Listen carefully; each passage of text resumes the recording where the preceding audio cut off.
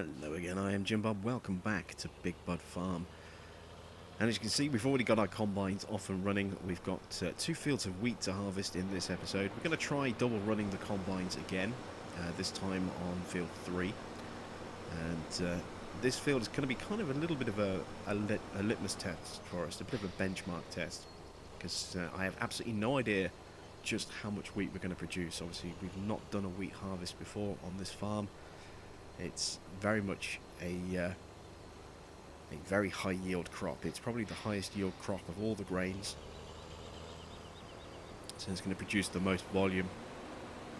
And this will give us a really good sort of benchmark figure as to whether or not we can get away with running just a single mother bin on this field. I've got one parked at the other end with a 747 attached to it.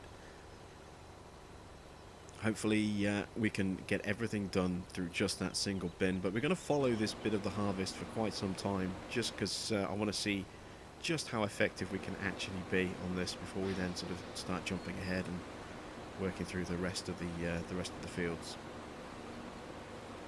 So at the top there you can see we've got some equipment at the top of field 3. We're about a third of the way up and we're already on half a tank of grain here.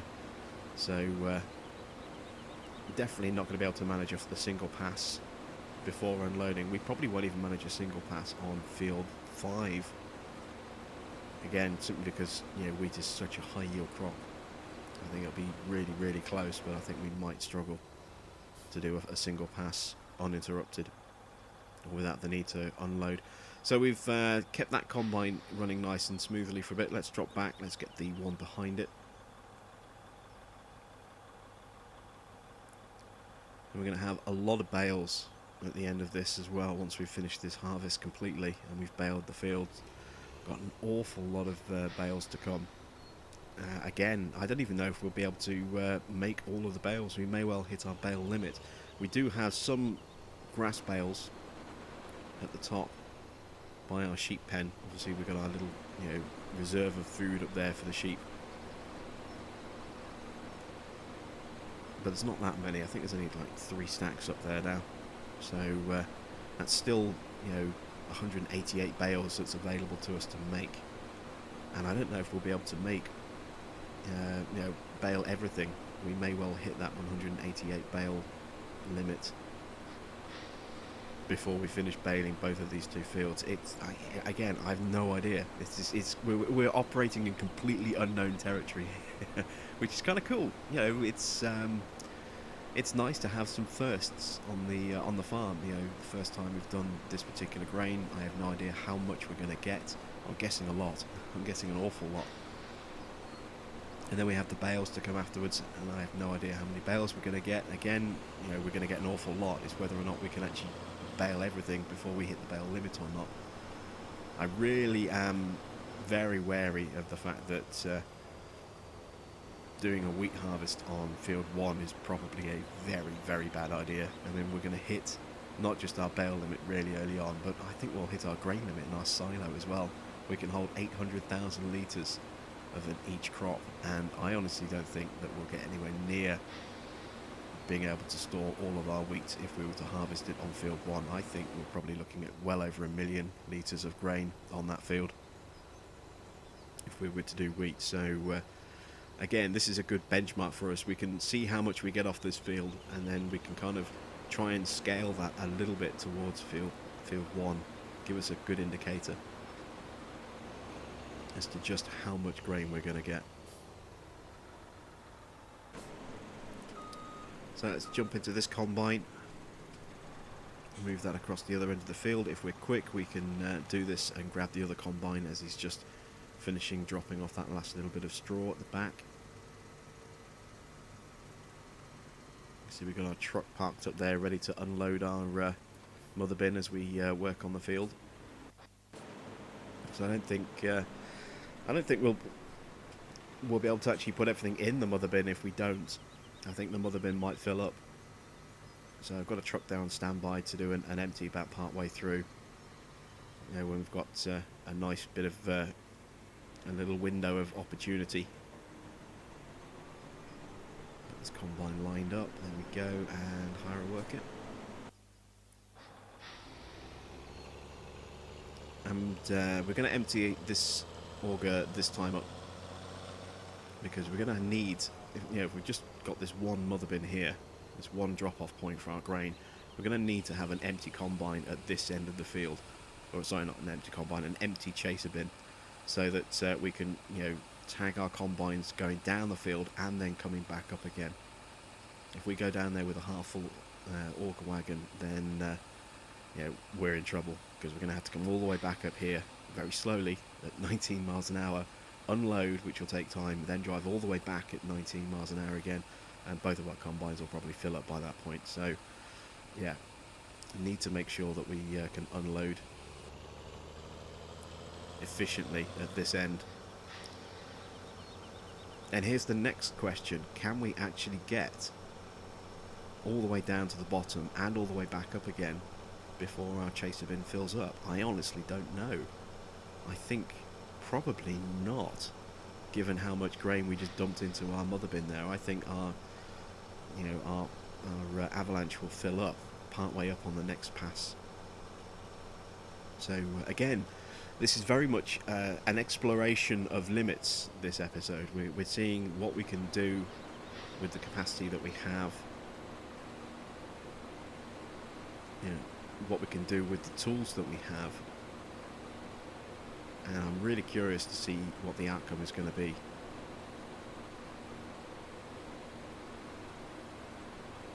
And depending on how long we run with these combines will determine whether or not we can actually start baling this episode. I think we may end up doing the baling in the next episode,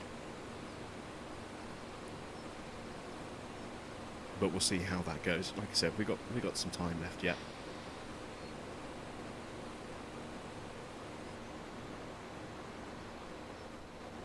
Just drifted a touch too far away. Let's get back in line. There we go.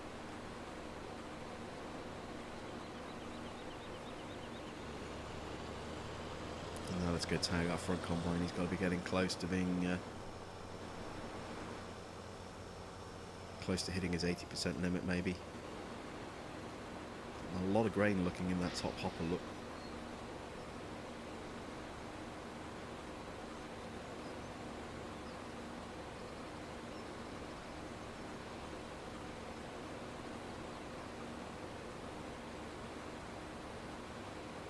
So what's everyone been up to this week?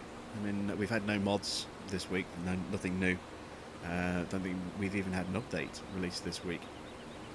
We've had some stuff that's gone through testing and failed, and in some cases a couple of times, which is always disappointing to see, but what's encouraging to see is that when something fails, it gets resubmitted. We have had in the past instances of modders have tried to make something for console, it's been rejected, and they've just gone, screw it, and walked away from it.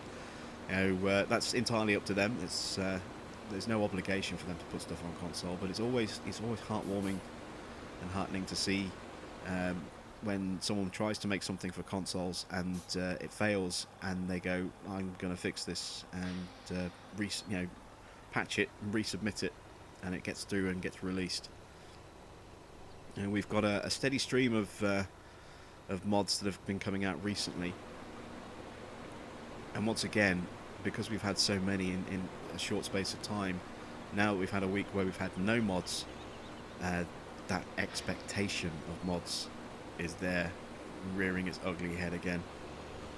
This is something I've touched on in the past, that we had hopes for mods before the game was released. We knew that mods would be available, but we didn't know what sort of volume of mods we were going to get, and to start with we didn't get many at all. We got the odd map here and there, we got the odd mod here and there, but not a lot. I mean, in fact, when the game first went live, the majority of the mods that were actually available to download were ones that Giants themselves had made and released, because they just didn't have many that were console compatible, made by outside modders that were ready for release. So they had to kind of supplement the mod hub with a lot of their own stuff. So if you think back to when the game first released, the main bulk of the mods, was to say, were Giants mods. We had the New Holland telehandler and wheel loader, we had the Krona pack, we had the Holmer pack, we had the Fent pack. A lot of the stuff that came out was, initially to start with, was Giant stuff, and then we started to see a steady trickle of mods coming through from the modders, and then where we had some intermittent weeks where we had some mods and then we might not have had any mods, and the maps started to increase in intensity, and then some of the mods really started hitting us hard in terms of the sheer number of them coming at once. And then we had the lull around the mod contest, and then a real sort of lull just after that, and everyone by that point was now expecting mods. The hope of mods had gone and been replaced with an expectancy of mods.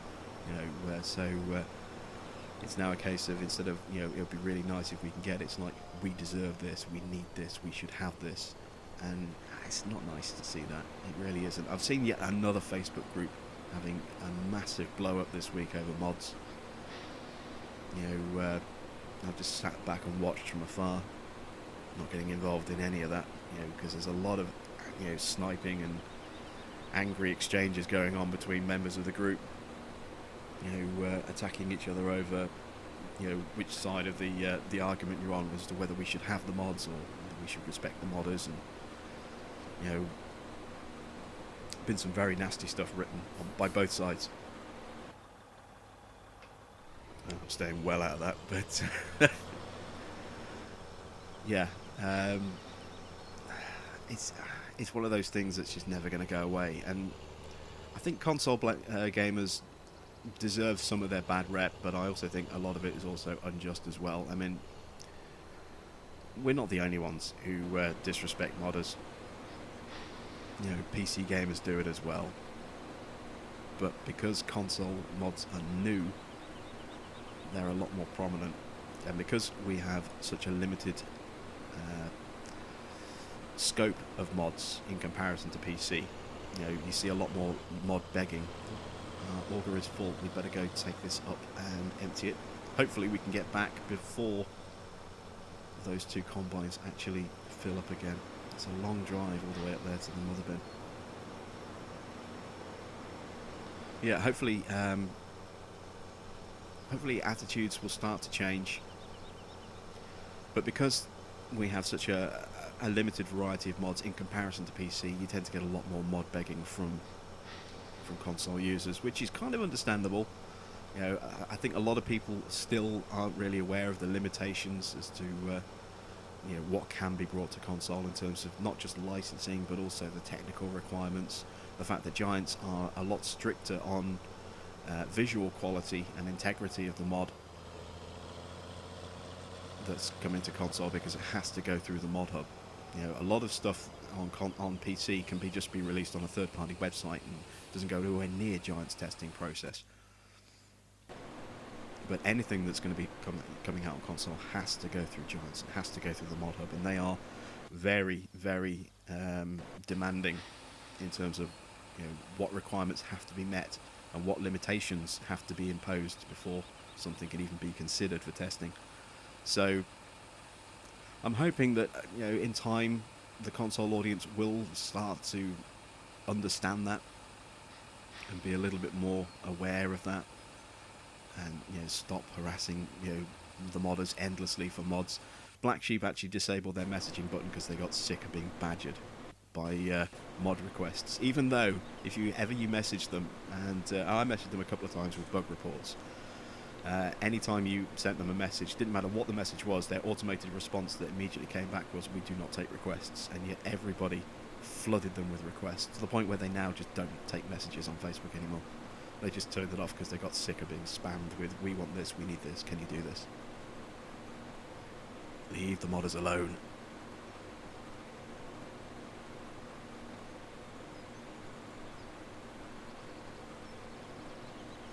Alright, so this combine is pretty much full. We're going to be a little bit cheeky here. We're actually going to empty into our chaser here, because the other combine's going to be pretty much full as well. So you can see there, flashing beacons, huge grain hopper full of grain. Rather than risking one of these stopping on us as we go down the next pass, we'll unload them both here, and then we'll pick up again as soon as we get down the the other side. You can see we're actually making really good progress on the field. You know, we've been going for what, about 15 minutes now, and already we've done, you know, a good chunk of the field. I mean, this field used to take me an hour and a half to do with just a single combine, and it's going to take a hell of a lot less than that. You know, when we first started out, we had that that case combine with the smaller header. Yeah, this field was taking a lot longer. Now we have, you know, CR1090s and 2 of them running in tandem, and we're getting through so much quicker. Oh, need to restart the Lely Juno. Completely forgot about that. Let's get it lined up, straightened out, beacon on, and worker hired. There we go. Got a couple of pallets of wool there. We're actually going to need to grab that bale trailer before we start loading it up again. There's our mother bin. See, we've already got over 100,000 litres of grain in there after just 3 passes up and down the field. That speaks to just how much grain we're getting off this field here. And we still got, you know, field 5 to go after this as well. So we're looking at a very, very big harvest. But you can see already, look, we're already halfway through the field. So it's got our combines lined up. There we go, workers hired. Let's get back in the auger.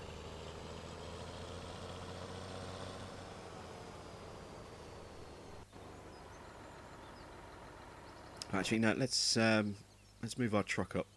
We've got a little bit of a window here. We'll unfold the pipe on our mother bin, and we'll unload into the truck, and we'll try and dump into the grain silo as well.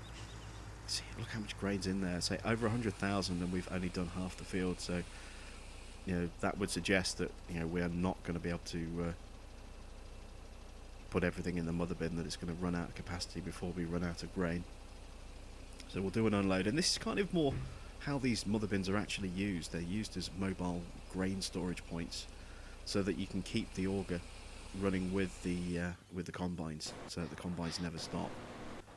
Just getting an idea of the fill levels of these combines here. We'd better drive down a little bit closer to them.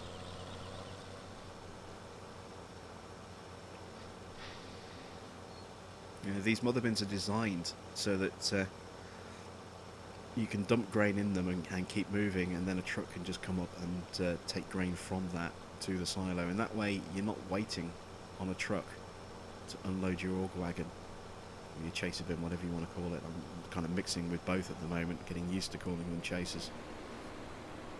This is what these mother bins are designed for, you know, so that you can run alongside your combines, keep them unloaded at all times, and you haven't got to worry about waiting for a truck to pull up, so that you can unload all the grain into the truck. You know, you can just drive up to the mother bin, drop it in there, and then if it takes a long time for the truck to come back, that's fine, because the mother bins are huge and they've got much bigger capacity than the trucks. You can see here we're using, you know, a 70,000 litre trailer, just the one of them, but a 70,000 litre trailer. Our mother bin has 185,000 litre capacity. So, you know, this is much more how they are designed to be used in real life. I mean, obviously, you know, they would also move onto the field in certain locations as well, depending on the field and the shape of it and how it's laid out. But this trailer's full, so we'll go and drop this in our silo.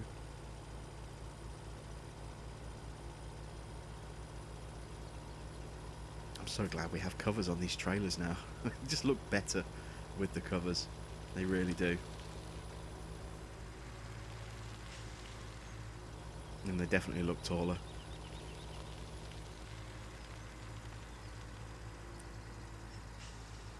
So there we go. Oh, we have a combine filling up.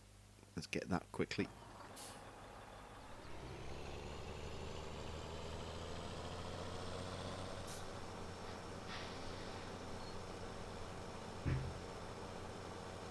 This has definitely been a much more intensive harvesting operation than on field 1, because, you know, with soybeans being such a low yield crop, you know, obviously it's really high value, but it's really low yield. It takes a long time for these combines to fill up. But on this field, you know, wheat is such a low volume, a low value but very high volume crop.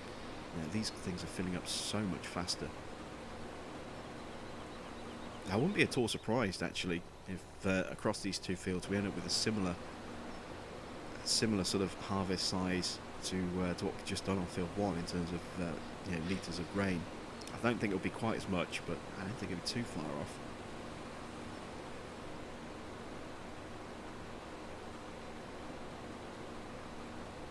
So now that we've seen how easy it is to actually work on these fields here, I think what we'll do is we'll start to skip ahead a little bit. We'll finish off this field, and then we'll start looking to move on to field 5 and get that one done as well.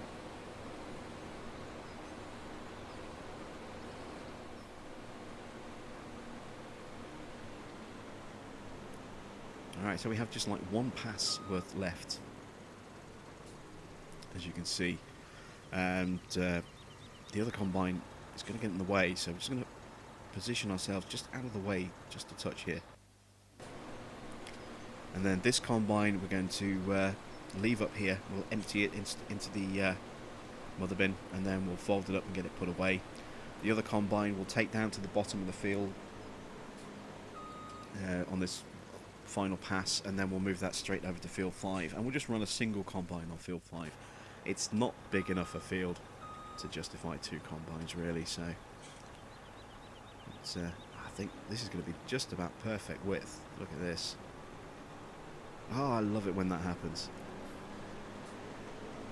When you start harvesting from different sides of the field, you end up with a strip in the middle and it just happens to be the perfect width. Look at that, that's fantastic. Let's get our auger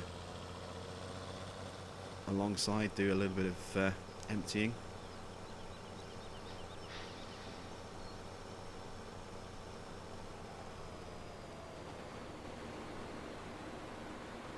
Beautiful stuff.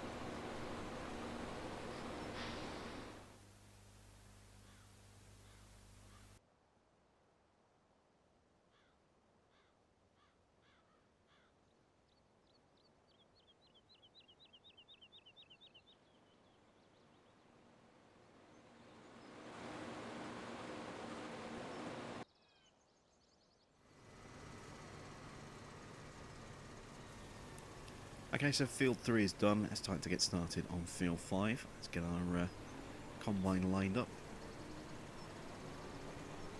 There we go. And start making some more straw.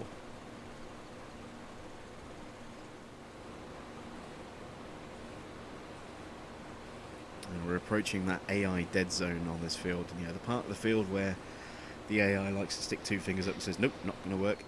And hopefully it won't be an issue, but I'll tell you what, as I was driving along here, look how smooth this line of straw is. It's so rare that you see like this perfect line. Normally you'll get these little lumps and bumps all the way along it that look really rough. You'll get these little jagged bits that stick off the sides. But this line of straw here, and you'll see it in a bit more detail when we actually come to bale it, it's perfect. It's such a beautiful thing to see, because it's such a rarity to see this perfectly unbroken, smooth line of straw like that. Look how level it was there. And oh, yep, look, the AI is saying, no, not going to work for you. So we'll have to take manual control and finish this pass off ourselves. Doubt I'll be able to do quite as good a job as the AI will, but we'll see.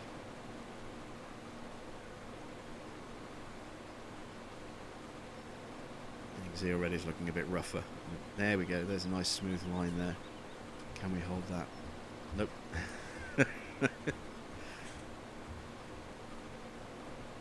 That's what I'm used to seeing, that much rougher sort of line there, with the bits coming in off the sides or sticking out off the sides, but there we go. So we'll get this turned around, attack the other side. The AI shouldn't be a problem now for the rest of this field. We should be okay. May possibly have an issue when we come back down on the other side again, but hopefully not. So get lined up and send him away.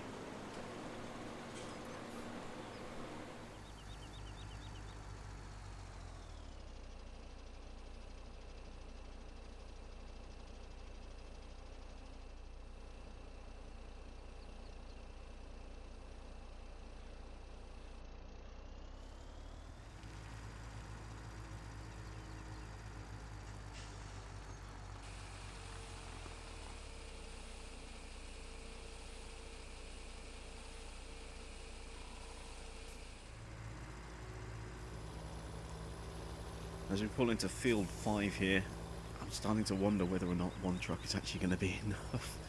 You know, we've done, what, maybe half the field? Maybe not even, well, not even half the field, I don't think, yet. And already we have a full auger wagon waiting to be unloaded. There's 53,000 litres in there.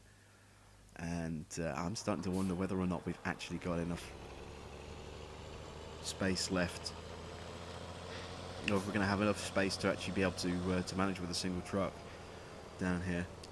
What we may well have to do is just, you know, load this truck up till it's full and then just bring the rest back in the chaser bin itself, rather than bringing another truck all the way down here again.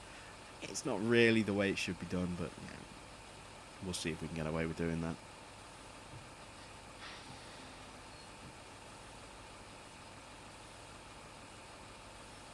A lot of grain going in that truck, and that combine's getting a bit of a distance away from us. Got to be careful that it doesn't fill up before we get there. And it's a long old drive to catch up with it from here at just 19 miles an hour. And it's at 10,000. This is going to be tight. This is going to be very, very tight. Hopefully we can get it just in time. Come on, unload faster. Alright, let's get moving. Let's see if we can catch up to this combine before it finishes, before it fills up. And look at that smooth line again. Look, there it is. That's what I was telling you about. Well, we couldn't. We couldn't quite catch him. Almost made it. Look how little was left on the field. If he'd done that, then we could have interrupted him and unloaded him at the end without having that big clump of straw. But luckily, it happened right at the end of the field, so we can kind of get away with it. And we'll just do a partial unload, just enough to take some out of the tank and get us moving again. And then we'll unload on the other way, on the other side of the field. So get lined up. Worker hired, not quite on target there. Yeah, that should do it. So let's unload on this side instead. Well, there we go, we finished the field. The truck was full, we sent that off to be unloaded. And just unloading into the auger wagon here. We've still got grain left in the mother bin as well on field 3, so let's go and empty that. We've already done, what, 3 unloads. We've got about 35,000 or so in the auger, there or thereabouts.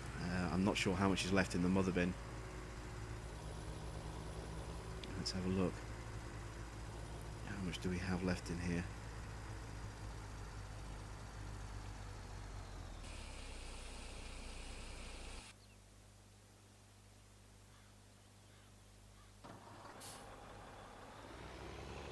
Right, let's get this up the field, or up to the farm. It's going to take a while to get it there, so we'll just jump cut a little bit.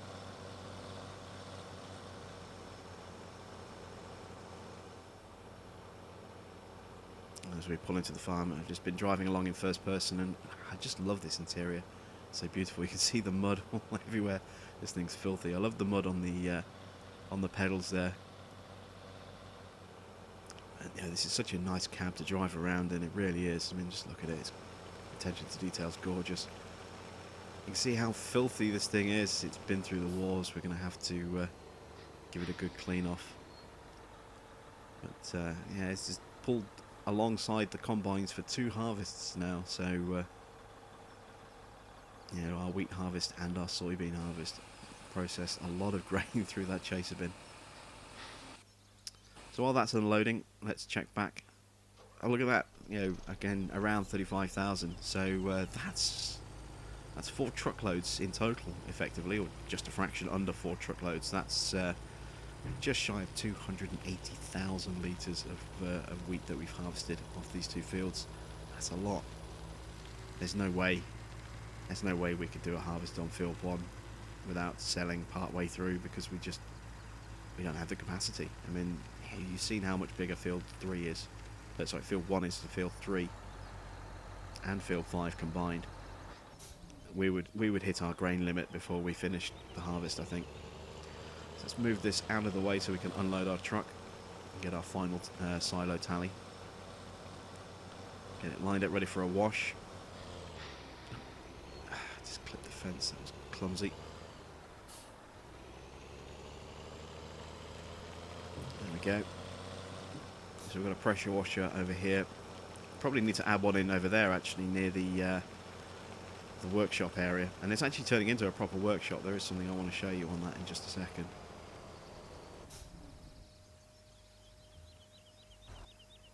There we go, there's our truck.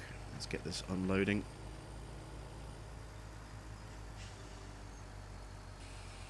There we go. And while that is unloading, I want to show you how I've changed this into a proper workshop. So remember I used to have my little toolbox there. Well, I've now put it there, and by having it just here, this is actually turning this bay into an actual proper drive-in workshop. So if I take the truck out, and I'll give you an example. Just pull the vehicle into this nice area here, jump out, and boom, I can customize.